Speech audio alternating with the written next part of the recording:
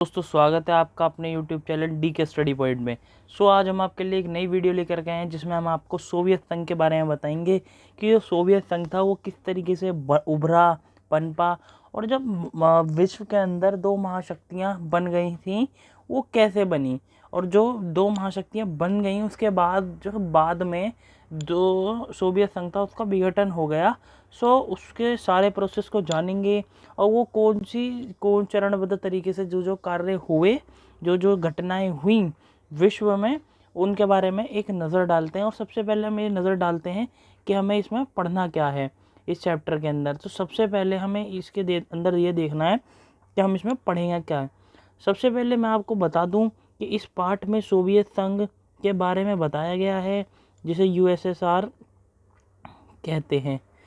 गया है कि किस तरीके से सोवियत संघ जो है अस्तित्व में आया, अपना विकास किया तथा अंत में उसे किस तरीके से शीत युद्ध की वजह से विघटन का सामना करना पड़ा। हम इन सब चीज़ों को देखेंगे कि कैसे वो पनपा और उसने क्या क्या चीज़ें झेली। आपको मैं बता देता हूँ कि सोवियत संघ जो है 1917 में बना था और ये समाजवादी विचारधारा से प्रेरित था। समाजवादी विचारधारा का मतलब होता है जो ग्राउंड लेवल की विचारधारा होती है, इसमें गरीबों की विकास पर ध्यान दिया जाता है, उससे प्रेरित था। और द्वितीय विश्व युद्ध में विजयी गुट में शामिल था। जो हमारे यहाँ सेकेंड वर्ल्ड वॉर हुई थी, फर्स्ट वर्ल्ड वॉर द्वितीय विश्व युद्ध उसके अंदर शामिल था, जो ये 1939 से लेके 1945 तक चला था। उसके अंदर ये अमेरिका के वाले खेमे में था और द्वितीय विश्व युद्ध के बाद महाशक्ति बना। अमेरिका से होड़ भी इसने शुरू कर ली और सोवियत व्यवस्था को भी चालू करा और सोवियत व्यवस्था का बिगड़ना भी इसमें चालू हो गया और सोवियत संघ का विघटन भी हुआ। अब जब हमने देखा कि सोवियत संघ का विघटन जो है किस प्रकार से हुआ, ये चीज़ देखी। और शॉक थेरेपी देखेंगे हम इसके अंदर कि शॉक थेरेपी कौन सी ऐसी व्यवस्था थी जिसके विघटन और परिणाम भी हमें सामने को मिलते हैं। वीडियो में लास्ट तक बन रही है इन सब टॉपिक को, जल्दी से जल्दी इसके 2-3 पार्ट आएंगे पर आपको जल्दी से जल्दी क्लियर कराया जाएगा। और आपको कोई भी डाउट या क्वेरी हो तो आप कमेंट सेक्शन में उसको लिख के छोड़ सकते हैं। चलो चलते हैं आगे। हम सबसे पहले देखेंगे कि जो सोवियत संघ का गठन है वो किस प्रकार से हुआ। उसके लिए सोवियत संघ का गठन जो है 1917 में बोल्शेविक क्रांति के बाद हुआ। बोल्शेविक क्रांति मतलब रूस के अंदर 1917 के अंदर एक क्रांति हुई थी, उसे बोल्शेविक क्रांति के नाम से जाना जाता है। और सोवियत संघ को अंग्रेजी में यूएसएसआर के नाम से जाना जाता है। अब यूएसएसआर की मैं आपको फुल फॉर्म बता देता हूँ।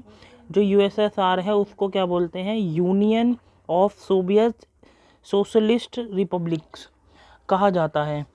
इसको क्या बोलते हैं आप ज़रूर नोट करके रख लीजिए क्योंकि 1 नंबर में ये पूछा जा सकता है क्वेश्चन का जो आंसर है। आप इसको अच्छे से वो करके रख लीजिए। और इसमें जो देश हैं वो कितने देश शामिल हैं, कुल मिलाकर के इसके अंदर 15 गणराज्य शामिल हैं जिन्हें 15 अलग अलग देश कहा जाता है। इसके अंदर 15 देश शामिल हैं और इसको मिलाकर के, इन 15 देशों को मिलाकर के ये सोवियत संघ का निर्माण होता है। और सोवियत संघ का निर्माण जो है गरीबों के हितों को ध्यान में रखते हुए किया गया था।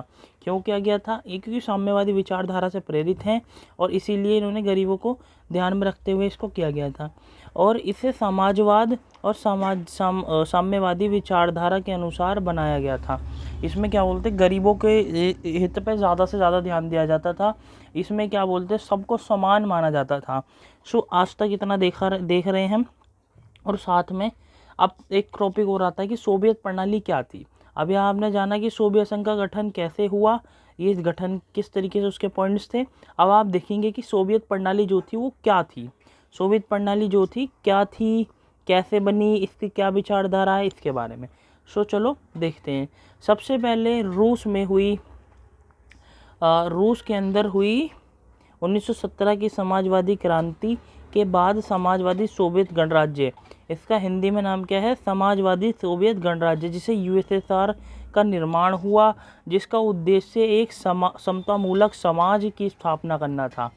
समतामूलक समाज की स्थापना करना था। समतामूलक समाज का मतलब हो गया कि इक्वल, मतलब किसी के अंदर डिस्क्रिमिनेशन की कोई बात ना रहे, सब समान रहें। और क्या बोलते हैं, इनका जो मुख्य उद्देश्य जो था, जिसमें पूंजीवाद व निजी संपत्ति का अंत करके समानता पर आधारित समाज की ये रचना या स्थापना करना चाहते थे। बेसिकली ये जो थे पूंजीवाद के विरोध में होते थे, क्योंकि ये समाजवादी या साम्यवादी धारा से प्रेरित थे। और इसी व्यवस्था को सोवियत प्रणाली कहा जाता है। इस व्यवस्था को क्या कहा जाता है? सोवियत प्रणाली के नाम से जाना जाता है।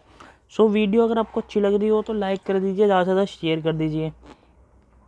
और दूसरे शब्दों में अगर कहूँ कि दूसरे शब्दों में सोवियत प्रणाली वह व्यवस्था थी जिसके द्वारा सोवियत संघ ने अपना विकास किया। 1917 के बाद जब वो बोल्शेविक क्रांति या फिर रूसी क्रांति हुई, उसके बाद जो विकास करने के लिए उसने सबसे पहले वो जो कदम उठाए ना, वो सोवियत प्रणाली का व्यवस्था बनाई, उसके तहत इनने अपना विकास किया। और क्या बोलते हैं, सोवियत प्रणाली जो थी, सोवियत प्रणाली समाजवाद पर आधारित थी, और जहां सभी आर्थिक निर्णय जो थे संपूर्ण समाज को ध्यान में रखते हुए सरकार द्वारा लिए जाते थे। मतलब जितना भी समाज था, चाहे वो गरीब हो अमीर हो, उससे कोई मतलब नहीं होता था। उसमें क्या बोलते हैं, जितना भी फैसले लेती थी वो सारी की सारी गवर्नमेंट लिया करती थी, वो सरकार के हाथों में होती थी वो सारी व्यवस्थाएं। इसलिए यहाँ की जो सरकारें थीं वो सारे फैसले लिया करती थी। और सोवियत प्रणाली में नियोजित अर्थव्यवस्था थी, और नियोजित अर्थव्यवस्था का योजना से अभिप्राय वर्तमान में उपलब्ध संसाधनों को ध्यान में रखते हुए भविष्य के लिए योजना बनाना।